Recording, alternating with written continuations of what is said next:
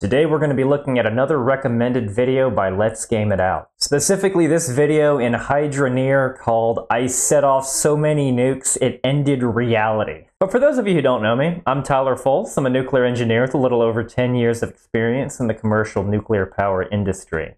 From engineering to operations to emergency response. I don't claim to know everything there is nuclear, but I can certainly share some knowledge. Let's get right into it. Hey there, it's Josh. Welcome back to Let's Game It Out. We're playing some Hydra Near today, a game where you can create big machines, create even bigger messes, build money bins full of riches, blow up houses with dynamite, and do just a little bit of fishing. The game Never actually played this game. Looks kind of similar to the Satisfactory stuff I looked at earlier. recently added something new that Little pocket nukes. They're so cute. we're gonna have a lot of fun with. Behold, Hobson's Power Works, your one-stop shop for all kinds of stuff we probably don't care about. And while all of these wires and things seem pretty cool, we're actually only here for one thing. Actually, I take that back. We're here for two things. A little store that just sells portable nukes. Something like this actually existed in real life. This is a portable nuke launcher known as the Davy Crockett. These little nuclear bombs had the effect of about 20 tons of TNT. Tiny by nuclear weapons standards compared to the bomb that was dropped on Hiroshima had a 16 kiloton yield, but for a portable weapon, that's a lot. And the idea behind this was these were to be used in West Germany during the Cold War against an invading Soviet force and just giving people pocket artillery. And these would be ground-based detonations, so the contamination would be considerable for a weapon of this size. Baffling that this sort of thing does exist in real life.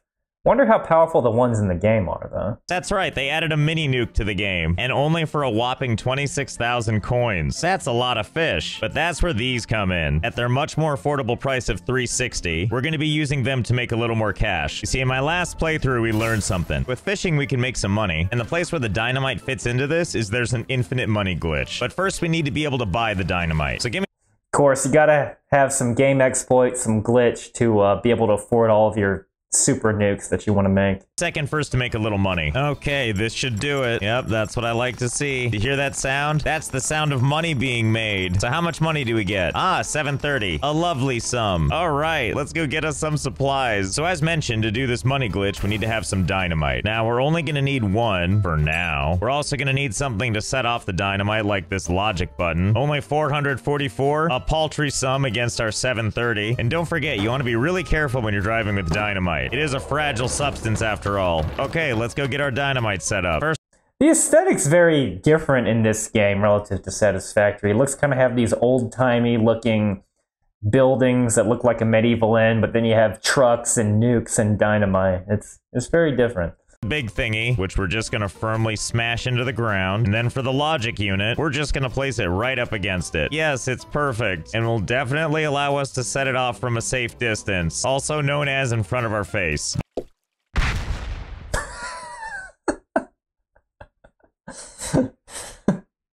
Just makes a hole. Might as well just be a really big shovel, that dynamite.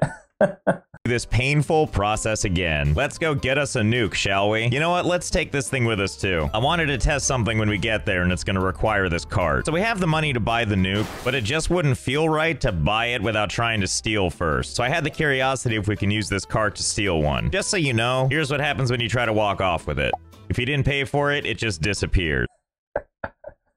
You know, that would actually be great security to have for nuclear weapons in real life. There have been many documented cases, so-called broken arrows, involving missing nuclear weapons or nuclear weapons not left in their proper configuration, being armed when they shouldn't be, being on certain planes when they shouldn't be. And that would be a good way if they automatically just teleported back to where they should be. So That's one advantage the video game world has over ours. Now, on previous playthroughs, I figured out various shoplifting methods, one of which was drop it off right at the edge, step on the other side of the boundary, and then pick it up, but that doesn't work anymore. It won't let you do that. And another method you can use is if you pick up one of these pallets. Pallets are great because they let you carry multiple things, and pretty much once something is part of the pallet, it's really part of the pallet. But seeing as how I still didn't pay for the pallet, I can't go to the other side and pick it up. So I was curious if I could take this thing and just put it on the cart that I do own. You never know what's gonna work. You gotta try stuff, right? Okay, so pull the cart behind me, walk this thing to the edge, place it down. Where the hell did it go? Where'd my cart go? Wait a minute. Are you seeing this? It's like the opposite of shoplifting. It's when the shop steals from you. I think I can safely say that the cart has somehow made it through the boundary. Well, this isn't what I was expecting. I guess that's technically shoplifting, although I don't think I'll be using these items anytime soon. So the downside is I lost my cart. Well, Cash, looks like you're gonna be used for something else. It's time to head over to the place where we can buy more carts. Ugh, 740 coins. Agile cart. Fast cart. I don't need all this. Oh, here we go. Crappy, janky to do. So wait, if I just pick up one of these, put it on the ground, take a nuke, put it on the pallet, take the pallet, put it on the cart, drag the cart behind me, and then let it go. Oh my god, it's a Christmas miracle. Oh boy, we're gonna... Is that a nuke flying through the sky?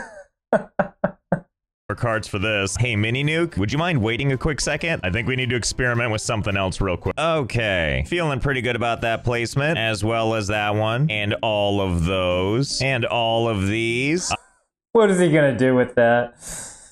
Oh boy. I don't know how many are here, but I do know it's a lot. Now the only thing left to do is load up all these pallets with all this miscellaneous crap over here. And there you have it. Row after row after row. You know what this actually kind of looks like? Is that one game I played. Winkle to Little Shop, that one. Kind of has that same vibe of putting crap on tables, right? Oh, how much things change yet stay the same. Let's start with just one row and see how this goes. Here goes nothing. 1.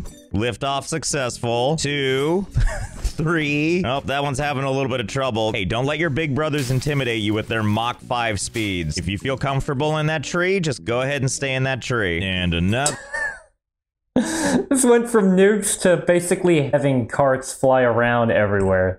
Yeah, I've been told all these Let's Game It Out videos kind of end up with something like this. Like it's getting late though. Let's take a quick power nap. Ah, nothing quite like sleeping under the stars and watching possessed carts fly over your Crazy Cart Air Force. Call it ode to 2 frames per second. No matter where you look, there's a cart flying in the air, and if ever you get lost, you need only look to this rotating star made of trash, and it'll always guide your way. He created his in-atmosphere orbital system of carts. Wow. Frame rates aren't just terrible there, by the way. This is absolutely a worldwide phenomenon. No matter where you go, it's raining carts. Hallelujah. Well, you know, now is as good a time as any, I bet. Maybe we can clear up some of this air traffic with a little baby nuke. Yeah, this seems like a smart idea, right? Okay, fingers crossed, we're gonna set this and run. Or... You just set it off when you're right next to it? Are we? What? My computer didn't like that? You don't say. Well, the good news is the frame rate's back. I'm not sure at what cost, though. Since I had to restart the game, everything that was flying around is now just frozen in space. That is spooky.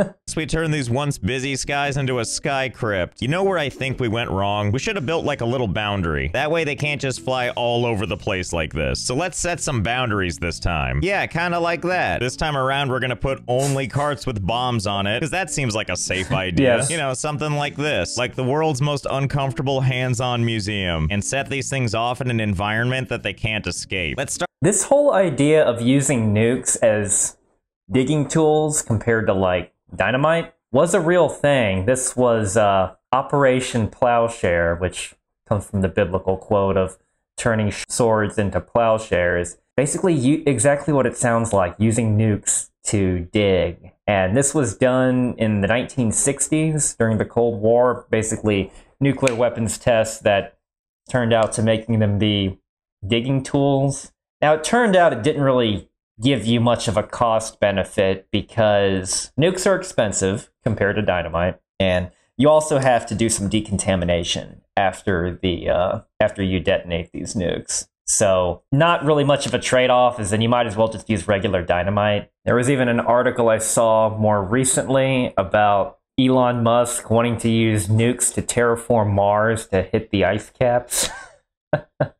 Nukes simply aren't that powerful enough to do that. But this idea, not as weird as you might think. By launching just one and seeing what happens. Oh, they're confined all right, and apparently really anxious to get out. Oh, looks like it managed to escape. Be free, little cart. Okay, so let's try that again. This time there's 16, and we're gonna launch them all at once.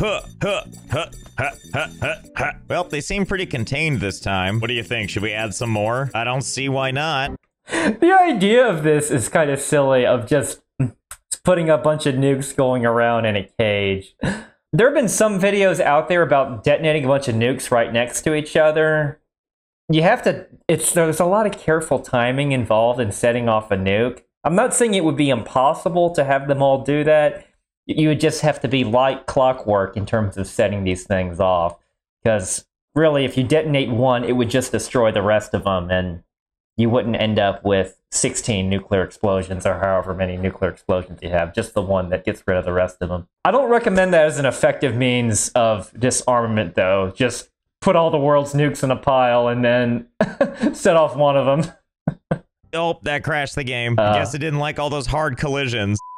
Okay, so we're gonna do that one again, but this time we're gonna add a little something. Once we set all these things loose, there's still gonna be this guy, which is connected by a wire that leads all the way out here to this detonator. Here we go. Fingers crossed something cool will happen. As expected, everything is confined and trying to escape, and the mini nuke is still in the middle. Quickly, before the game crashes.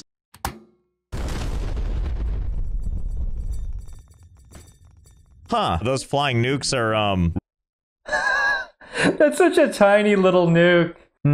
Also, that's not nearly enough yield to generate a mushroom cloud. But apparently those nukes are now extra dimensional, though. really durable, aren't they? Okay, well now I'm curious.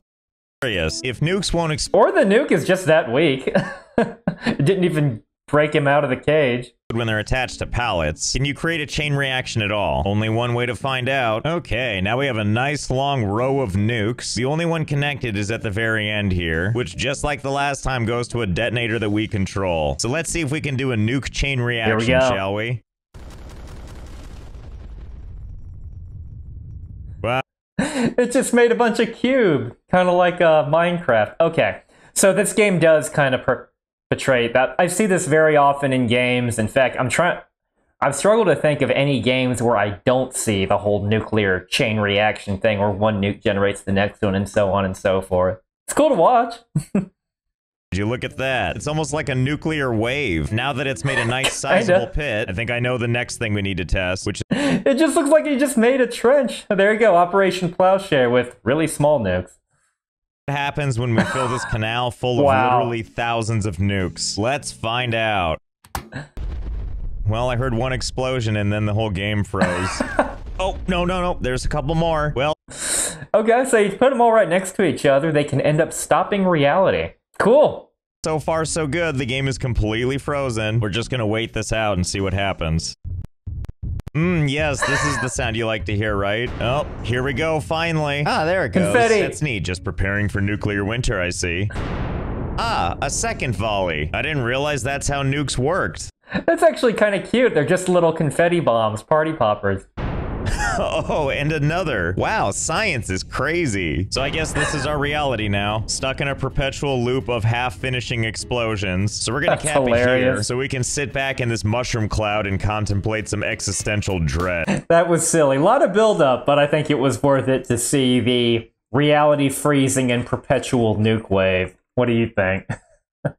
Thank you very much for watching. I'll see you next time.